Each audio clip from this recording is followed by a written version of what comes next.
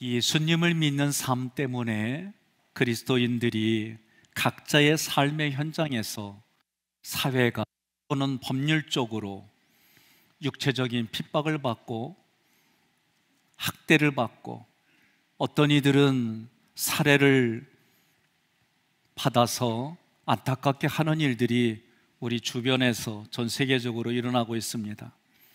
이런 현장에 있는 그리스도인들은 그 마음에 미래에 대한 염려가 생기고 근심이 있고 또 목숨에 대한 두려움이 생깁니다. 오늘 그런 이들에게 주시는 말씀은 주님의 커다란 위로이고 격려인 줄 믿습니다. 24절부터 25절의 내용은 예수님은 우리하고 비교 대상이 아니에요. 그런 예수님을 바알세불이다, 귀신의 왕이다, 원문으로 보면 파리의 대왕이다, 똥파리란 얘기예요.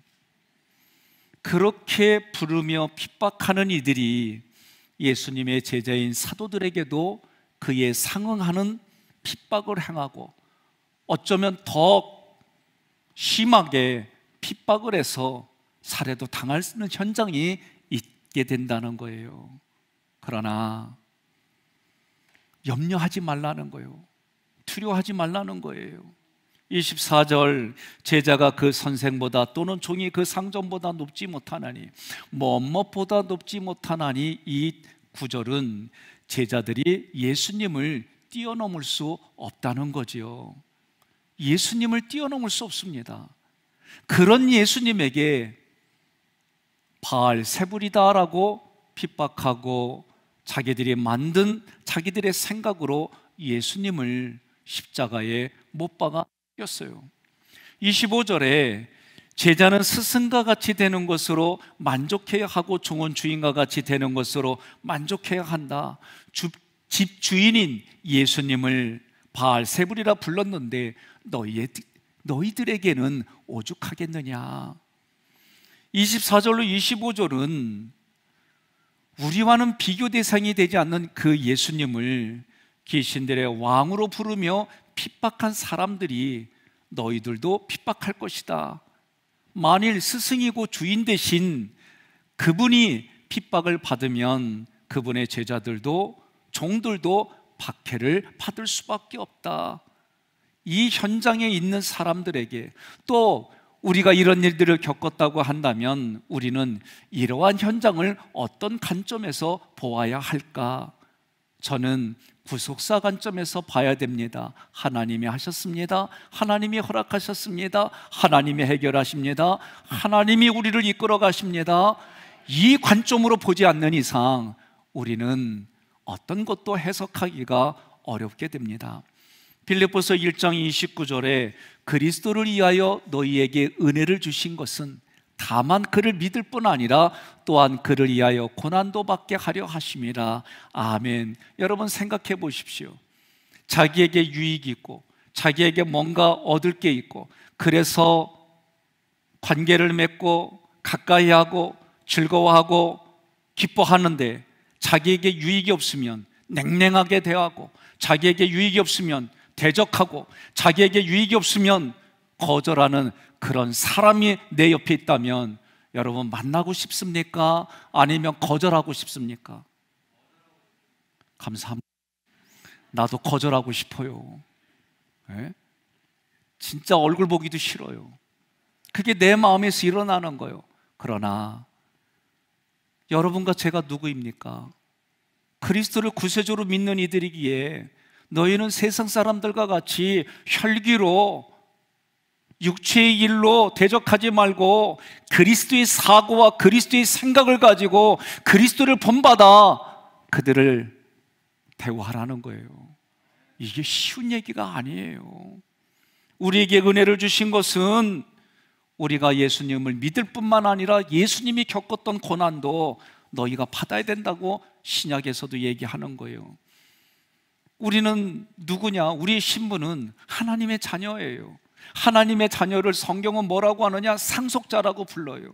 그 상속자는 어떻게 해야 되느냐? 로마서 8장 17절 함께 봉독합니다.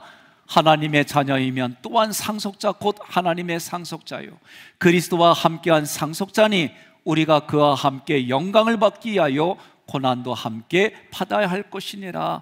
아멘.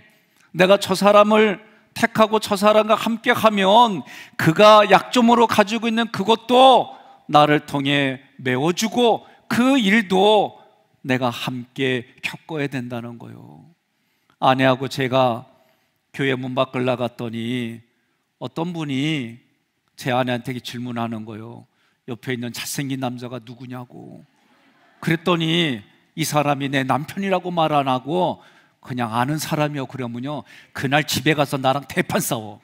왜 나를 남편이라고 얘기 못하냐고. 남편이라고 말하는 게 그렇게 용기가 없냐고. 남편이라고 말하면 뭐가 그렇게 창피하냐고. 이렇게 말할 것 같아요.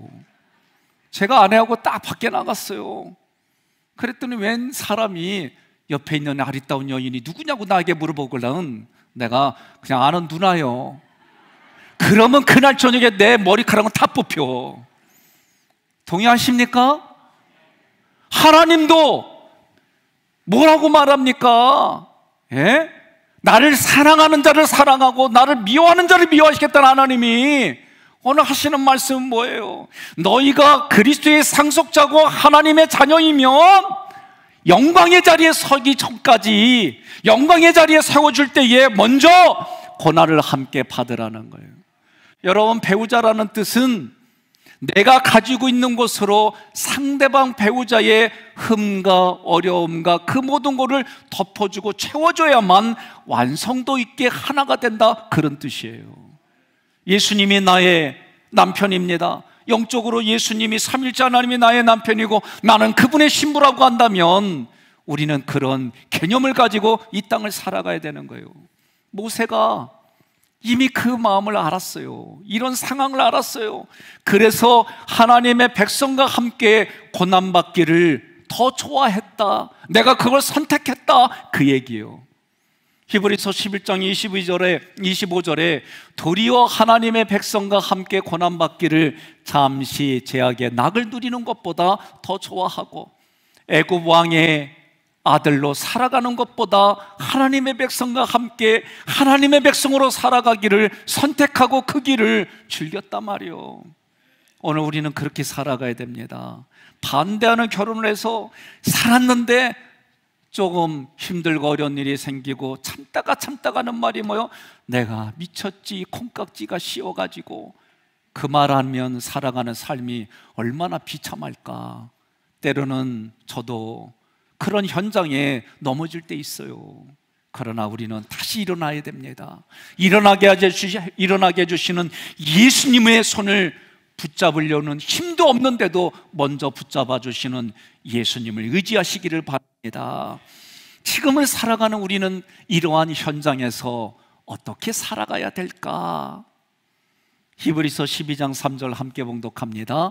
너희가 피곤하여 낙심하지 않기 위하여 죄인들이 이같이 자기에게 거역한 일을 참으신 일을 생각하라. 아멘. 한마디로 이런 상황이 되어지면 우리도 피곤하는 거예요. 왜? 우리의 내면의 에너지가, 심장의 근육들이 망가지고 무너져서 내가 그 삶을 버틸 수 있는 힘이 사라지는 거예요. 그게 피곤하다는 거예요. 그 결과 어떻게 됩니까? 낙심합니다. 삶에 희망이 없습니다. 여러분, 자살하는 사람의 내면은 살기 위해서 택하는 방법이라고 심리학에서 얘기하는 거예요. 그 마음에는 살려고 몸부림치는 거예요. 그러나 우리 삶에 넉넉지 못해서 피곤하고 낙심하면 사람들이 겪는 현장은 다 똑같아요. 이런 일들이 일어나지 않으려면 어떻게 하냐? 죄인인 나를 위에서 참아주신 예수님을 기억하라는 거예요. 나는 내가 어떤 생각과 가치를 붙드냐에 따라서 내 마음의 질서가 달라지는 거예요. 내 마음의 질서가 하나님의 말씀으로 세워지기를 권면합니다. 그래서 예수님을 거역한 이들을, 자기를 거역한 자를 참아주신 예수님을 생각하라. 이 단어는 나를 위해 십자가에서 못 박히신 예수님, 나의 모든 걸 가져가시고 생명을 주신 예수님의 은혜를 본받아라. 그분이 걸어가신 길을 따라가라. 그 얘기를 하는 거예요. 그것이 주님을 생각하라, 그 이야기입니다. 예수님이 나에게 행하신 일이 무엇인가?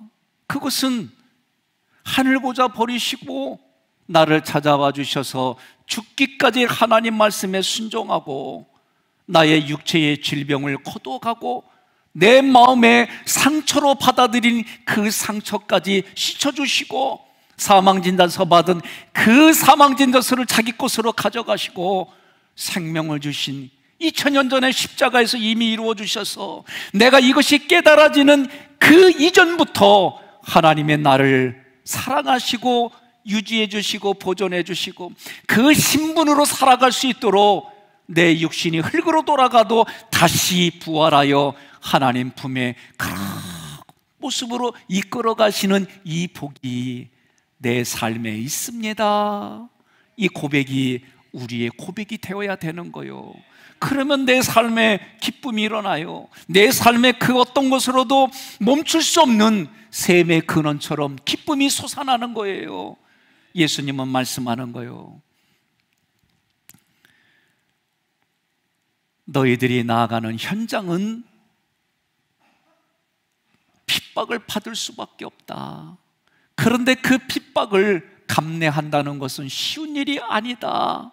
그런즉 두려워하지 말고 함께 해주시는 함께 해주시는 삼일째 하나님을 기억하고 그분이 나에게 베풀어 주신 은혜, 십자가에서 이루어 주신 그 은혜, 잠자는 자들의 첫 열매가 되어 주신 부활해 주신 그 예수님의 은혜, 하나님의 옆자리에 존귀한 자리를 만들어 주시기에 승천하신 그 은혜, 마지막 심판 때에 이제 그 모습 그대로 살아가는 우리에게 상을 주시려고 오시는 그 예수님을 기대하고 기억하고 살아가라는 거예요. 그러면은요, 그 고통을 견딜 수 있다는 거예요. 어제 제 책상에 있는 물을 아내가 만지다가 확 엎었어요. 그러면 그때 제가 아이고 여보 다친 데 없어? 물 엎주는데 얼마나 마음이 힘들겠어. 내 옆에 전자판도 이런 것도 물 닳을까 봐 아유 그 마음이 속상했겠네. 이러면 좋지.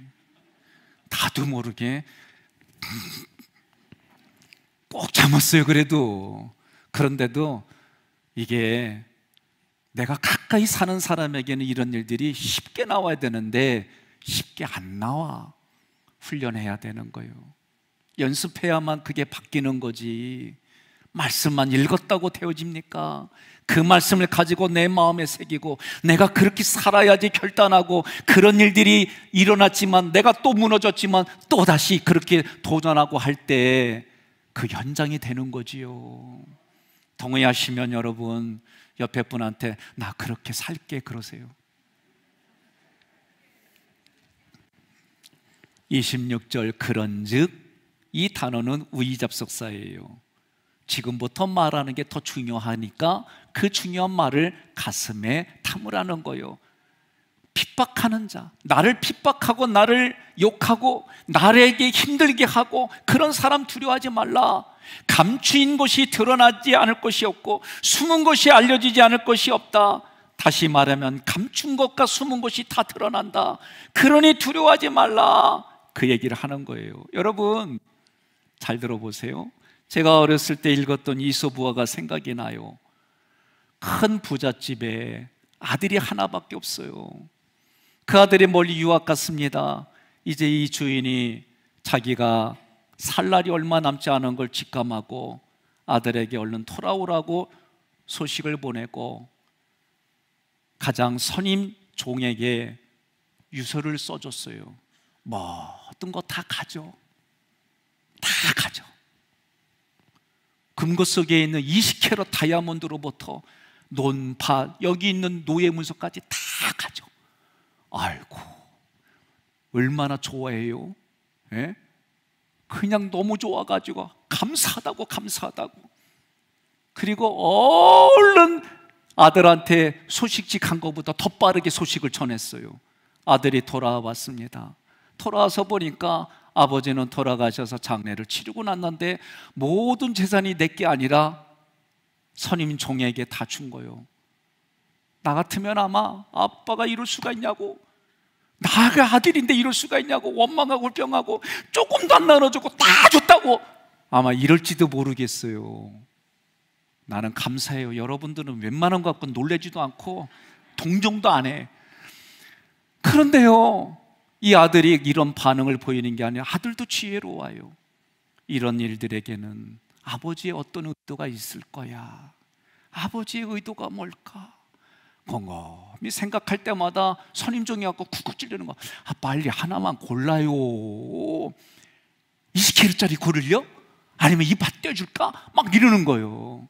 아들이 참 얼마나 빈정거리며 그것이 마음이 그러겠어요. 그런데 어느 날 웃으면서 얘기하는 거예요. 나 하나만 골랐어. 그래, 빨리 골라. 어떤 거? 네 종문서 하나만 골랐어. 그랬더니 이 종이 깜짝 놀라는 거죠. 다 내 건 줄 알았더니 다 아들의 것이 돼버린 거예요. 여러분, 오늘 우리가 살아가는 삶의 현장은 이와 같은 일들이 많이 있고 내 눈에 벌어지지 아니할지라도 마지막 끝에 이루어질 일들을 여러분 기대하며 사시기를 바랍니다. 이런 일들이 있으니 두려워 말라. 주님께서 두려워하지 말라고 3번을 말해. 26절에 두려워하지 말라, 28절에 두려워하지 말라, 31절에 두려워하지 말라 3번을 얘기하는 거예요. 감추인 이 칼립토라는 단어는 가려져 있다, 본래는 파묻다라는 뜻이에요. 예수 믿는 나에게 악한 행동을 한 사람들이 그것을 의도적으로 감추어서 남들이 보는 앞에서는 전혀 안 그런 척하면서 나를 힘들게 하고 아프게 하고 고통하게 하는 이런 것들이, 다시 말하면 하나님의 일을 방해하는데 조직적으로 이 일들을 감추면서 힘들게 하는 거예요.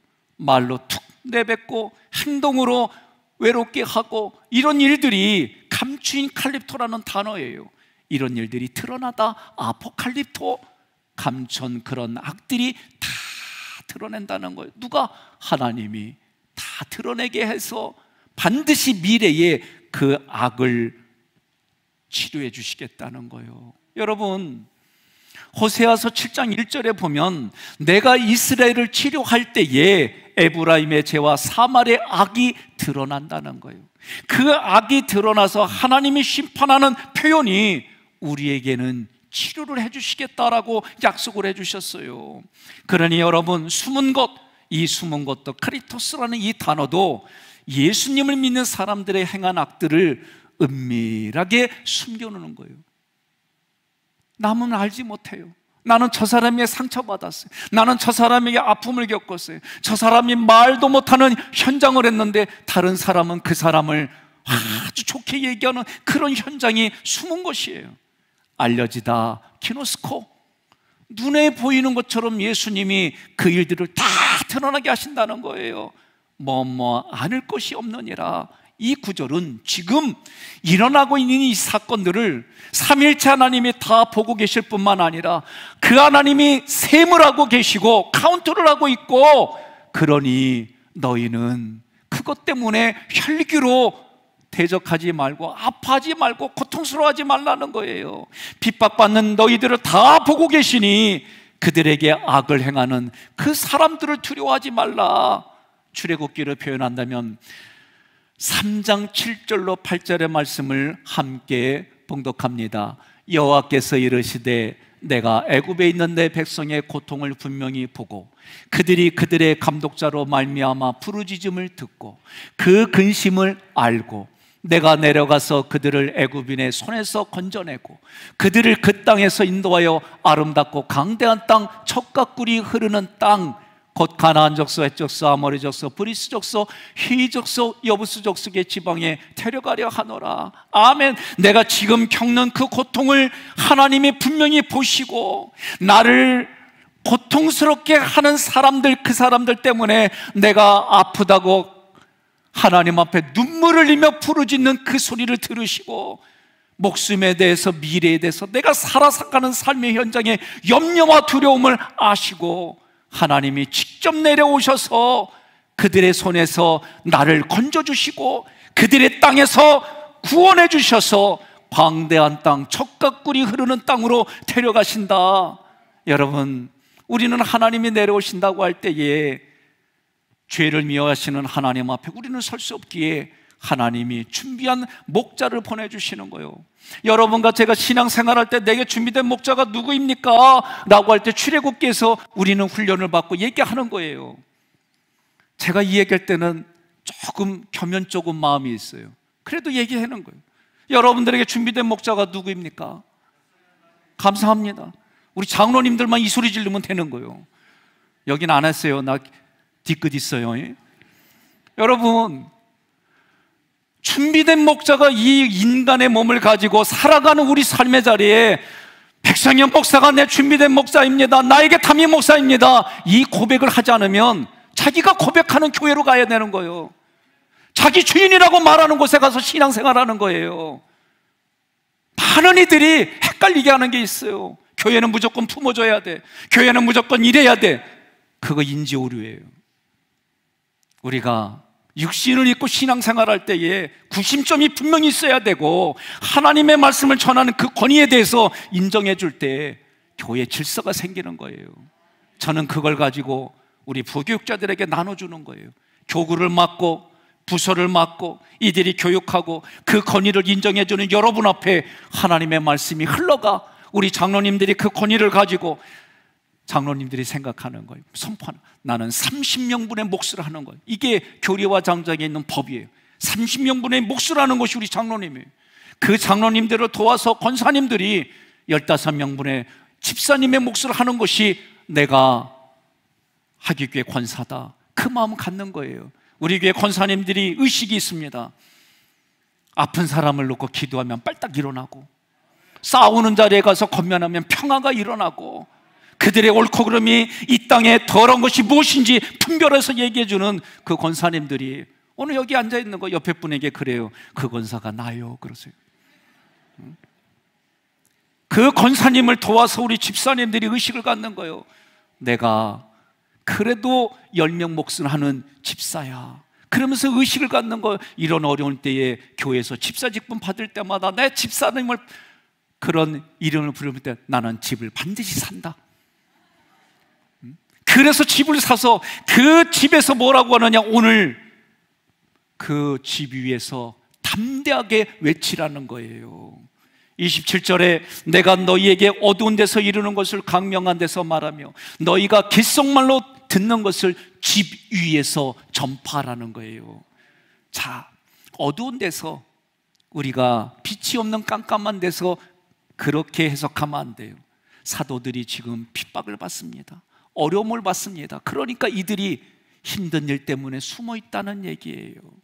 육체적으로 숨었을 뿐만 아니라 마음에 나를 힘들게 하고 고통스럽게 하면 그 사람 보고 싶지 않고 무언가로부터 이렇게 가리고 숨어 있고 싶은 것이 우리들의 마음이에요.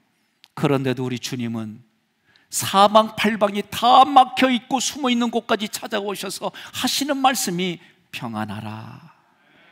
이렇게 예수님이 나에게 오셔서 말씀하십니다. 이르는 것을, 이 단어는 예수님께서 지금 말씀하신다. 광명한 데서 말하며, 이 단어는 자신 있게 말하라, 확신 있게 말하라는 거예요. 내 남편이 예수님입니다. 나의 하나님이 나의 구원주입니다. 그 하나님이 나에게 이런 일을 하셨습니다. 자신 있게 말하는 거예요. 내 배우자에 대해서, 자녀에 대해서 여러분 얘기하는 거예요. 제가 충렬공파 248대 손이라고 얘기를 했더니 우리 아들이 하는 얘기가 뭐라고 그러느냐, 그럼 나는 249대 손이냐고. 그리요, 우리의 신앙의 스피릿이, 하나님의 말씀의 정신이 우리 찾아 선선대대로 흘러가 여러분 각자가 여러분이 살아가는 삶의 자리에 신앙의 명문 가문 세워가시기를 주님의 이름으로 권면하며 축복합니다. 귓속말이라는 단어는 비밀스러운 말이라는 뜻이에요. 그러면 성경이 말하는 비밀스러운 말이 뭐냐? 마태복음 13장 11절에 천국의 비밀이라고 얘기를 했어요. 함께 봉독합니다. 마태복음 13장 11절 대답하여 이르시되 천국의 비밀을 아는 것이 너희에게는 허락되었으나 그들에게는 아니 되었나니. 아멘. 우리에게는 이것이 허락되어졌지만 세상 밖의 사람들에게는, 세상에 살아가는 사람들에게는 이것이 허락되지 않았다는 거예요. 천국의 비밀이 뭐냐? 골로새서 1장 26절로 27절 함께 봉독합니다.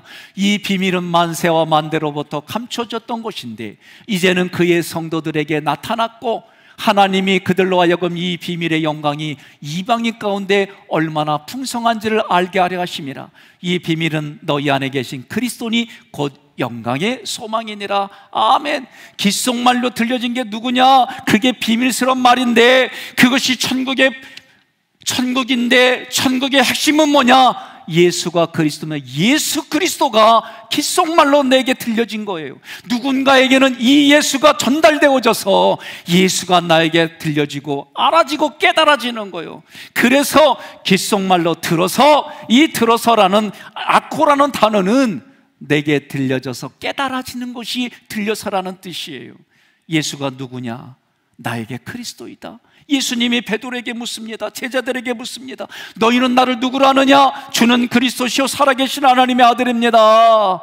이 고백이 내게 깨달아져서 나의 고백이 되어지는 거예요. 지금 깨달아지는 거예요. 깨달아진 진리를 어떻게 알아? 집 위에서 전파하라고 말씀하는 거예요. 이 전파라고 하는 것은 내가 깨닫기 이전부터 그 존재하셨던 예수님이 나에게 들려져서 깨달아지고, 깨달아진 그때부터 하나님의 사자가 되어 큰 소리로 외친다. 이것이 오늘 비밀스러운 말을 집 위에서 전파하라, 그 뜻인 거예요. 오늘 여러분 예수님과 함께하고 그 예수님과 동행하는 삶의 아름다운 그 기쁨들이 넘치기를 바랍니다. 28절에 몸은 죽여도 영혼은 죽이지 못하는 자들을 두려워하지 말고 오직 영혼과 몸을 지옥에서 다 멸망시킬 수 있는 분을 두려워하라. 아멘. 우리를 핍박하는 자들을 두려워하지 말라는 거예요. 우리에게 생명을 주시고 복을 주시는 하나님을 지금부터 경외하라는 말씀입니다. 너 다음에 두고 보자. 다음에 두고 봐. 그 얼굴이요. 안 그래요? 뭐 지금 보나 그때 보나 더 늙은 모습만 보는 거지. 저도요, 애들한테 가끔 심부름 시켜요. 그러면 잘하다가도 어떤 때 안 들으면요, 그럴 수도 있지 하면 되는데 나도 모르게 불편한 감정이 올라와요. 그러면 뭐라고 투덜거리면서 일어나서 내가 일어나려면 그때서 애들이 하는 말이 있어요. 아유, 노인네는 그냥 앉아 계셔, 내가 갔다 올게. 저는 집에서 노인네가 됐어요. 여러분, 우스갯소리를 하는 얘기가 아니라 우리가 누구든지 간에 자기 욕구가 옳고 그름이 아니에요. 자기 욕구대로 되어지지 않으면 다 불편하고, 그것 붙들고 있으면 원망과 시기와 질투가 수군거림이 나타나는 이 현장에 오직 내가 손을 들 힘도 없는데 내 손을 붙잡아 주시는 예수님의 손을 보시기를 바랍니다. 너희들에게 악을 행한 이들을 지옥에서 다 멸망시키시는 하나님을 두려워하라. 그게 경외하란 얘기예요. 멸망시키다 아폴리미는 하나님이 정하신 때에 그들을 멸망시킨다는 거예요. 하나님이 정하신 때가 있습니다. 그때는 우리는 언제인지 알 수가 없어요. 악인들이 형통함을 부러워하지 말라고 그랬어요. 그것 때문에 마음의 상처로 가져가지 말라고 그랬어요. 하나님을 믿으니, 예수를 믿으라고 했잖아요. 예수님 믿으시고 우리의 삶에 일어나시기를 주님의 이름으로 권면합니다. 사도들을 핍박하는 자들에게는 반드시 그 끝이 긴 게 아니다. 그러나 그들의 끝은 영원한 형벌이기 때문에 너희들은 지금을 두려워하며 살라라고 오늘 말씀이 얘기하는 거예요. 내가 지금을 두려워하는 이유가 뭡니까? 내 언행에 따라 나의 미래가 달라지는 거예요. 내 언행에 따라 나도 멸망을 당할 수도 있고 내 언행에 따라 상급을 받을 수 있단 말이에요. 여러분, 29절부터 30절은 참새 2마리가 아사리온에 팔리는데 하나님이 허락해야만 그들도 땅에 떨어진다. 우리는 머리털까지 세신받았고 그러니 너희는 그 어떤 것보다도 비교 대상이 아니야. 존귀한 자야. 이렇게 말씀하는 거예요. 무엇과도 비교할 수 없는 예수님, 독생자 아들을 나 때문에 이 땅에 보내주셨는데, 하늘 보자 버리시고 이 땅에 오신 그 예수님이 내 영혼 때문에 그분이 대가를 치르셨는데, 그런 너를 누구하고 비교할 수 있느냐? 너는 존귀한 자다, 너는 존귀한 자다, 그렇게 말씀하는 거예요. 오늘 옆에 분에게 인사하겠습니다. 무엇과도 비교 불가 대상입니다. 당신은 존귀한 자입니다. 그리고 얘기를 하세요. 인상 써도 아름답고, 국물 흘려도 아름답고, 빗질 안 해도 멋있어 보이고. 한번 해보세요. 2층은 전혀 움직이지 않으세요. 왜? 하늘이 가까우니까.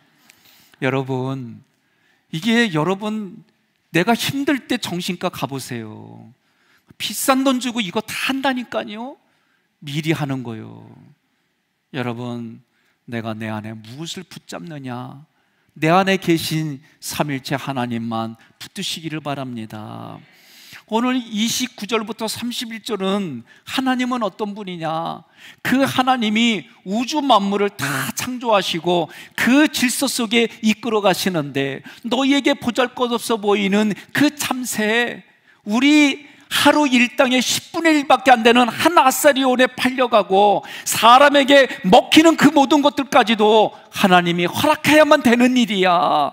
그 어떤 것도 비교할 수 없는, 그 어떤 것도 비교의 대상이 안 되는 너는 존귀한 자야. 그런 너를 위해서 하나님은, 전지전능하신 하나님은 그런 너를 보살피고, 그런 너의 마음을 돌보고, 그런 너의 인생을 함께 해주시는 하나님이야. 그 하나님을 알라고 얘기를 하는 거예요. 하나님의 사랑과 하나님의 돌보심이 너의 고통, 핍박당하는 현장에도 있어.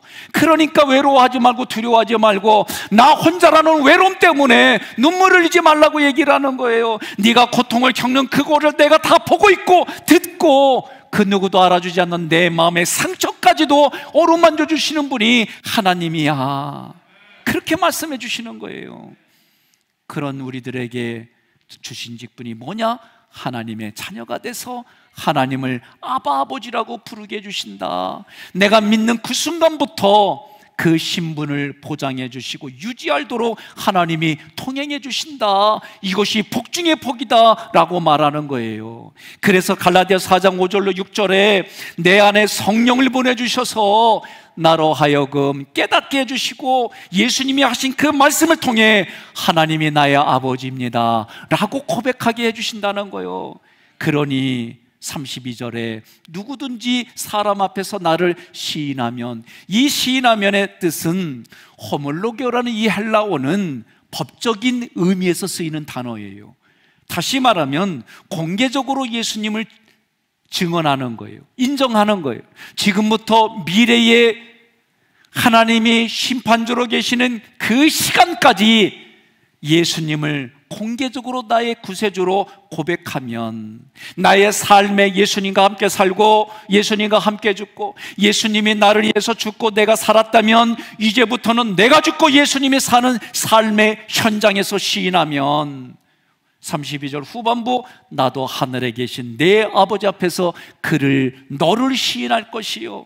예수님께서 미래에 있을 마지막 심판대 앞에서 예수님이 법적으로 나를 인정해 주신다, 그 얘기요. 33절에 누구든지 사람 앞에서 나를 부인하면, 부인하다, 아르네오마이, 이 단어는 예수님을 구세주로 고백하지 않고 그 예수님을 거절한 마음을 가지고 그렇게 살아가서 육신으로 그렇게 죽는 사람은 하나님의 심판대 앞에서 예수님도 그를 거절하시겠다. 그리고 그의 영혼은 마지막 영원한 형벌에 그가 가게 된다 말씀하는 거예요. 33절에 나도 하늘에 계신 내 아버지 앞에서 그를 부인하리라. 나의 구원자 예수님께서 미래의 심판주로 오시는 그 예수님이 법적으로 그렇게 선언하면 두 번째 사망이 그에게 임하는 거예요.